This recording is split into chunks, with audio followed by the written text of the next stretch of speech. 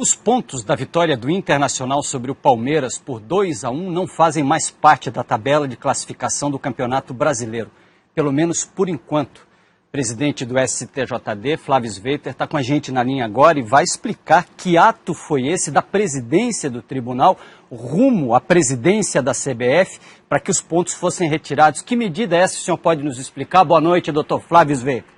Boa noite, Lino.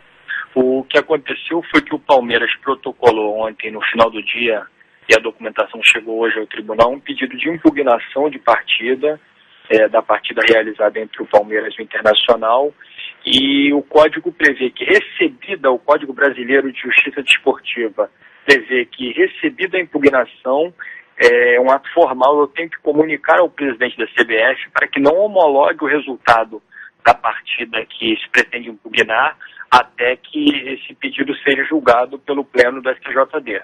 É um ato estritamente protocolar, ele não entra em mérito nenhum, seria isso, presidente? Exatamente, não entra no mérito.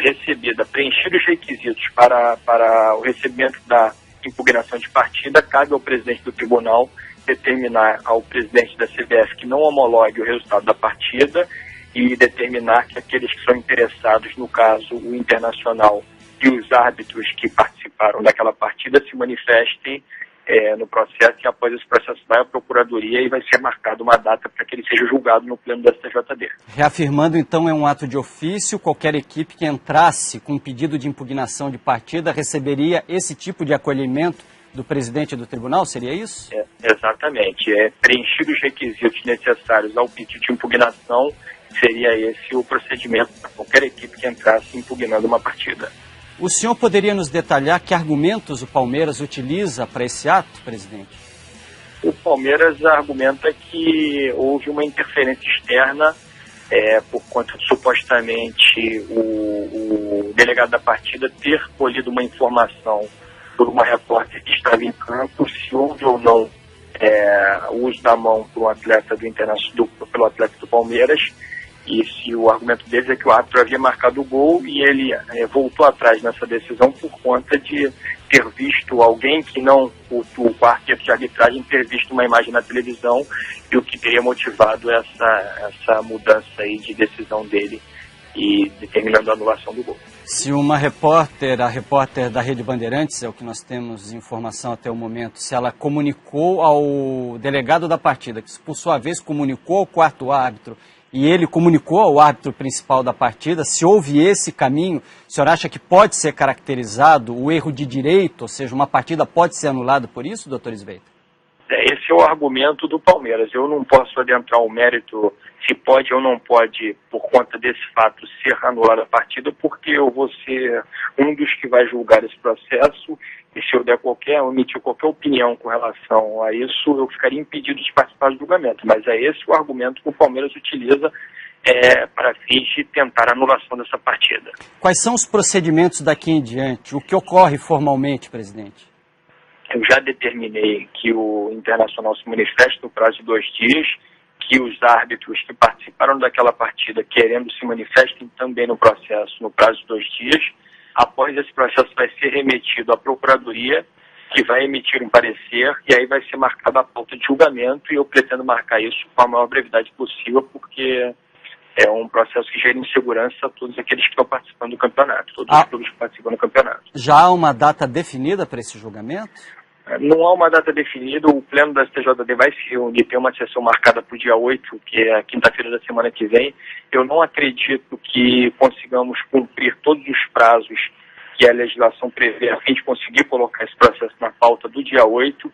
Então, ou será marcada uma sessão extraordinária para a semana seguinte, que provavelmente seria no dia 14 por conta do feriado do dia 15, ou no mais tardar esse processo vai ser julgado no dia 22. Mas certamente vai ser julgado no mês de novembro, acredito eu que no dia 14, provavelmente numa sessão extraordinária. Por questões já argumentadas ou por um motivo já colocado pelo senhor, a gente não vai entrar em detalhes com relação a esse caso, mas em tese o senhor poderia nos explicar o que seria um erro de direito que poderia ou que pudesse caracterizar a anulação de uma partida de futebol? Em tese, por gentileza, doutor? Em tese seria algo que não está previsto nas regras do jogo e que, por conta disso, não poderia ser utilizado ali pelo árbitro ou por algum daqueles que esteja participando para fins de tomar decisões durante a partida. Por exemplo, se uma equipe entrasse numa partida de futebol com 12 jogadores e a disputasse do começo até o final, seria um erro de direito? Seria um erro de direito, exatamente. Um descumprimento de alguma regra prevista pela FIFA, que ocasionasse aí um erro efetivamente, um descumprimento daquela regra seria um erro de direito. No caso, 12 jogadores em campo, certamente seria um erro de direito. Ou mesmo uma partida com jogadores abaixo do número legal previsto. Qualquer equipe que comprove, e é preciso que se apresente realmente detalhe de todas as provas, que isso realmente seja documentado, que isso realmente seja cabal, provando algum erro de direito, uma partida pode ser anulada. Em que instância e o que acontece depois que uma partida é anulada? Os pontos vão para alguém, os pontos são perdidos, uma nova partida é marcada, o que acontece? Efetivamente, é comprovado que houve um erro de direito e tem que ser uma prova cabal. Vai ser determinada a anulação daquela partida e aí cabe à CBF, no caso, marcar uma nova partida para que ambas as equipes participem e transcorra da melhor maneira possível sem que esse erro ocorra novamente. Considerando todos os recursos, se o julgamento for marcado, imagino que seja em primeira instância, para o dia 8, dia 9, logo depois com recurso, que prazo o senhor imagina, depois de transcorrido todo o período de recursos, que essa partida pudesse ser marcada, doutor? Na verdade, esse procedimento de impugnação de partida é um procedimento especial e que tramita direto no pleno do STJD, ou seja, na última instância da Justiça Desportiva. Então, falando em tese, caso uma partida seja anulada pelo pleno do STJD, não caberia recurso para a Justiça Desportiva e aí é imediatamente comunicado à CBF e cabe à CBF a marcação da nova partida.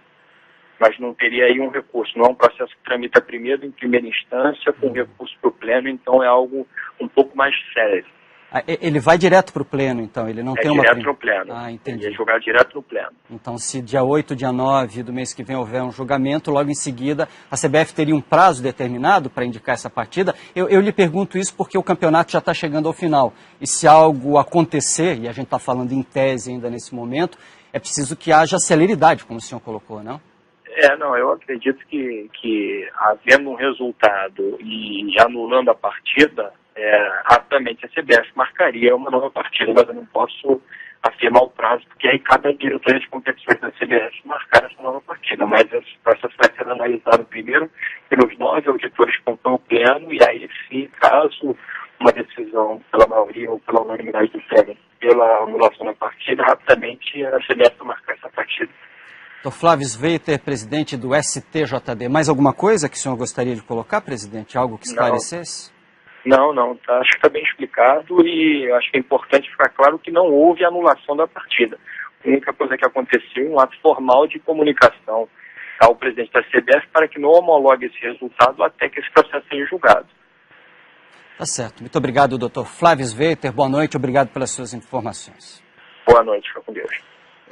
Em tese, e a gente continua falando em tese aqui, uma partida pode ser anulada se houver algum erro de direito, alguma coisa fora da regra que tenha sido utilizada e que descaracterize aquilo como uma partida de futebol, ou seja, aquilo não foi um jogo de futebol. O que ocorreu ali não pertence ao universo de uma partida de futebol. Se o Palmeiras conseguir provar isso, ele tem chances depois de anular a partida.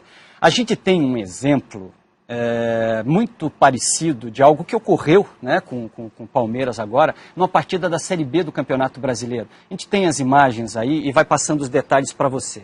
O jogo foi entre Joinville e Atlético Paranaense, Série B, no dia 28 de agosto. O árbitro era o mesmo, Francisco Carlos do Nascimento. Olha o para-raio que ele é. Houve esse pênalti e a bandeirinha comunicou ao árbitro, Francisco Carlos Nascimento, que o lance, na verdade, não foi dentro da área, foi fora da área.